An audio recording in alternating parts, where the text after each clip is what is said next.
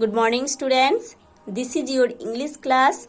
Today in this class, we are going to study chapter 4.4 of Unit 4 in your English literature book. So students, let's open page number 119 in your English literature book.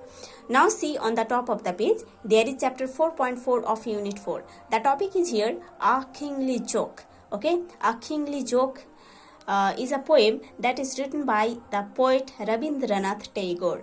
Okay, the poem A Kingly Joke is written by the poet Rabindranath Tagore. Okay, at first students, I want to tell all of you, this poem is written in some old English words. Okay ये जो poem है कुछ old English word से लिखा गया है जिसका meaning इस येलो बॉक्स में दिया गया है. उसको आपको प्रॉपरली पढ़ना है, फिर आपको समझ में आएगा. ठीक है, so let's start.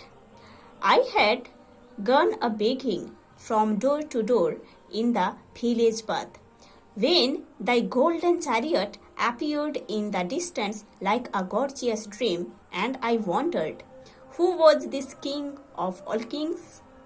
Okay, so ये जो पोएम है, इस पोएम को नैरेट कर रहे हैं एक बेगर. ठीक है, एक बेगर ने इस पोएम को नैरेट कर रहे हैं.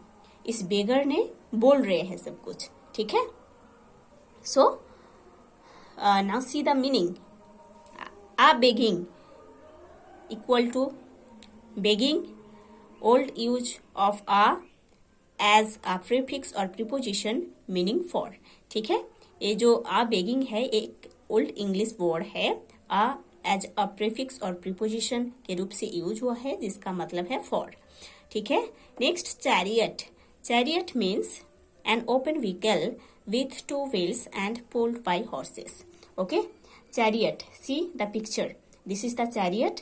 chariot एक open vehicle होता है जिसके ऊपर अनकवर रहता है, कुछ कवरिंग नहीं रहता है, और इसका दो व्हील रहता है और हॉर्स इस चैरियट को पुल करते हैं. ठीक है, now see the meaning of gorgeous, very lovely and attractive. Okay, gorgeous means very lovely and attractive. So ये जो बेगर है, बेगर ने इस पोएम को नैरेट कर रहे हैं. सो देखते हैं उन्होंने क्या बोल रहे हैं. I had gone a begging from door to door in the village path. गांव का जो रास्ता है उस रास्ते पर मैं भीख मांगने जा रहा था, एक घर से दूसरे घर. ठीक है, बेगर ने ये बोल रहे हैं कि गांव का जो रास्ता है उस रास्ते पर मैं भीख मांगने जा रहा था, एक घर से दूसरे घर. ठीक है, when thy golden chariot appeared in the distance like a gorgeous dream. जब मैंने देखा था कि एक गोल्डन चैरियट बहुत दूर से, बहुत डिस्टेंस में है, वो आ रहा है, उसको देखकर मेरे को लगा है कि मैं एक ड्रीम देख रहा था. ठीक है, ये जो बेगर है उन्होंने ये बोल रहे हैं कि जब मैं गांव के रास्ते पर भीख मांगने एक घर से दूसरे घर जा रहा था, तब मैं देखा था कि बहुत दूर से एक गोल्डन चैरियट, एक गॉर्जियस, बहुत अट्रैक्टिव गोल्डन चैरियट आ रहा था, और उसको देखकर मेरे को लग रहा था मैं शायद ड्रीम देख रहा था. And I wandered who was this king of all Kings. और मैं सोच रहा था कि उस गोल्डन चैरियट में बैठकर कौन सी राजाओं का राजा आ रहे थे, है ना, कौन सी राजाओं का राजा उस गोल्डन चैरियट में बैठकर आ रहे थे. ठीक है, my hopes rose high and me thought my evil days were at an end, and I stood waiting for alms to be given unasked, and for wealth scattered on all sides in the dust. Okay, now see me thought, old use it seemed to me. ठीक है, इसका मतलब it seemed to me, मेरे को लगा. alms money, clothes और food given to poor people, है ना, मनी, क्लोथ्स, फूड जो कि पोर पीपल को दिया जाता है. ठीक है, सो ये जो बेगर इस गोल्डन चैरियट को देखे थे और राजा बैठकर आ रहे थे, इनको देखे थे, तब बेगर ने अपने बारे में, अपने फायदे के बारे में बहुत कुछ सोच लिए थे, है ना। बेगर का जो होप है, आशा है, वो बहुत बढ़ गया था, है ना। इस गोल्डन चैरियट को देखकर बेगर के मन में उनका होप बहुत बढ़ गया था, ठीक है। और उन्होंने सोच रहे थे उनका जो उनकी लाइफ का जो गरीबी का सफर है ना, वो अभी खत्म होने वाला है, क्योंकि एक राजा आ रहे हैं और इस बेगर को कुछ डोनेट तो करेंगे, है ना, मनी, ड्रेसेस, फूड्स। सो जब ये बेगर इस चैरियट को, इस राजा को देखे थे, तब उनके मन में उनका होप बढ़ गया था और उन्होंने सोच रहे थे उनका जो पोर लाइफ है ना, गरीबी का जो सफर है, वो सफर अभी खत्म होने वाला है। And I stood waiting for arms to be given unasked. और बेगर ने उधर खड़े थे उस आर्म्स के लिए, है ना, जो उन्होंने सोच रहे थे कि किंग बिना बताए, बिना पूछे उनको दे देंगे, फूड्स, मनी, क्लोथ्स, है ना। उन्होंने सोच रहे थे और उधर खड़े थे इस होप से कि वो राजा इनके पास आके उनको आर्म्स देंगे, है ना, फूड, क्लोथ्स एंड मनी देंगे। And for wealth scattered on all sides in the dust. और उनके पास जितने वेल्थ है वो इस रास्ते का जो डस्ट है ना, धूल है, उधर स्कैटरिंग करके जाएंगे, फेंक के जाएंगे, और ये जो बेगर है वो उसको एक एक करके ले लेंगे, पकड़ लेंगे। The chariot stopped where I stood. Okay, ये जो चैरियट आ रहा था वो बेगर के पास आकर वो स्टॉप हो गया था, है ना। बेगर जहां पर खड़े थे वो चैरियट उधर आके स्टॉप हो गया था। दे Thy glance fell on me, and thou comest down with a smile. I felt that the luck of my life had come at last. Okay? Thou, thy, old use, you, your. इसका मतलब है, ठीक है। Comest in Old English, the suffix est was used to form the second person singular of verbs. So, ए बेगर मन में बहुत hope लेकर इधर खड़े थे। उन्होंने सोच रहे थे उनका जो पुअर लाइफ वो खत्म होने वाला है, क्योंकि एक किंग आ रहे हैं, उनको सारे वेल्थ दे देंगे बिना पूछकर, है ना, बिना पूछकर उनको सब कुछ मिल जाएगा, ठीक है। बट उस बेगर जहां पर खड़े थे वो चैरियट आकर उधर ही स्टॉप हो गया था, और उस चैरियट से जो किंग बैठे थे, चैरियट से उतर के इस बेगर के पास खड़े हो गए थे एक स्माइल के साथ, ठीक है। चैरियट आकर बेगर के पास खड़ा हो गया था और इस चैरियट से राजा उतरकर इस बेगर के सामने एक स्माइल के साथ खड़े हो गए थे, ठीक है।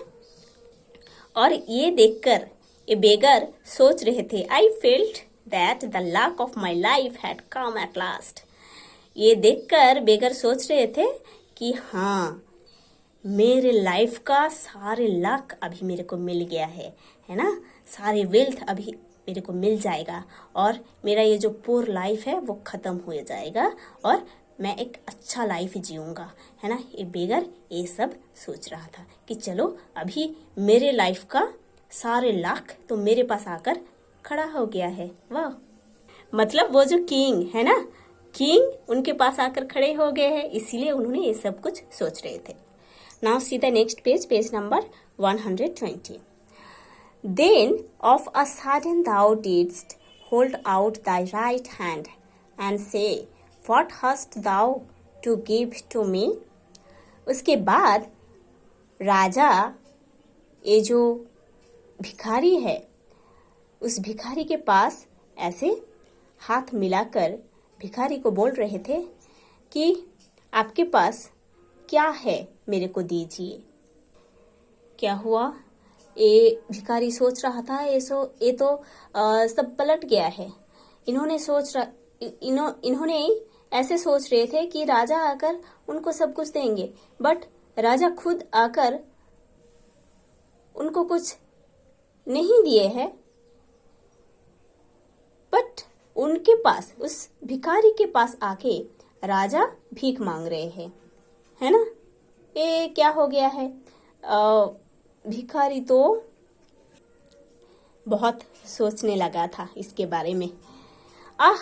What a kingly jest was it to open thy palm to a beggar to beg. I was confused and stood undecided. And then from my wallet I slowly took out the least little grain of corn and gave it to thee. Jest means joke. Wallet means here a bag slung over the shoulder. Okay? भिखारी के shoulder में जो bag रहता है, बेगर के shoulder में, वही है वॉलेट। ठीक है, पोर, वेरी स्मॉल और लिटिल, इसका मतलब। जब राजा भिखारी के पास आकर ऐसे बोल रहे थे कि आपके पास क्या है, मेरे को दीजिए, तब ये भिखारी राजा को बोल रहे थे कि व्हाट अ जोक, आप मेरे साथ जोकिंग कर रहे हो। मैं एक भिखारी हूं और आप एक राजा हो, आपको मैं क्या दे सकता, है ना। ये जो बेगर बहुत कंफ्यूज्ड हो गए थे, है ना, और एट लास्ट क्या किए थे, अपने वॉलेट से, है ना, अपने जो झोला उससे एक लिटिल ग्रेन ऑफ कॉर्न, है ना, एक कॉर्न का एक पीस उस राजा को दिए थे ये भिखारी। ठीक है, उस भिखारी के बैग में बहुत सारे ग्रेन्स था, बट एक ग्रेन उन्होंने राजा को दिए थे। ठीक है, but how great my surprise when at the day's end I emptied my bag on the floor to find a least little grain of gold among the poor heap. I bitterly wept and wished that I had had the heart to give thee my all. जब ये बेगर शाम को घर वापस आए थे भीख मांगने के बाद, जब अपने झोला को, वॉलेट को फ्लोर में एम्प्टाइड किए थे, तब उन्होंने देखे थे कि बहुत सारे ग्रेन में से ऐसा एक ग्रेन है जो कि गोल्ड का है। ठीक है, तब इस बेगर को समझ में आया था कि उन्होंने ओनली वन ग्रेन उस राजा को डोनेट किए थे, इसीलिए उस जो वॉलेट है, उनका जो वॉलेट है, उनके वॉलेट का एक ग्रेन गोल्ड बन गया था। उन्होंने बहुत ही बिटरली वेप्ट कर रहे थे और बोल रहे थे, काश मैं मेरे बैग का सारे ग्रेन्स उनको दे देते, राजा को दे देते, तो मेरे बैग का सारे ग्रेन्स गोल्ड बन जाता। मैंने राजा को एक ग्रेन दिया था, इसीलिए एक ग्रेन मेरे को गोल्ड का ग्रेन मिला है। मैं काश उनको सारे ग्रेन्स, मेरे पास जितने ग्रेन्स था सब कुछ दे देता, तो मेरे वॉलेट में सारे ग्रेन्स गोल्ड बन जाता और मेरा गरीबी नहीं रहता, है ना। इस पोएम से हमको ये शिक्षा मिलते हैं, हमारे पास जो कुछ भी होगा वो किसी को चाहिए होगा तो वो देना चाहिए, और उसके बदले में हमको गॉड का ब्लेसिंग्स मिलेगा। ठीक है, और हम किसी को जो कुछ थिंग्स से हेल्प करेंगे ना, वो हमारा डबल हो जाएगा। ठीक है, so students, you have to study the whole poem properly. See here one thing, I had, है ना, इधर पास्ट परफेक्ट टेंस का यूज हुआ है। I had इधर हेल्पिंग वर्ब है और सेकेंड वाला had इधर मेन वर्ब है। ठीक है,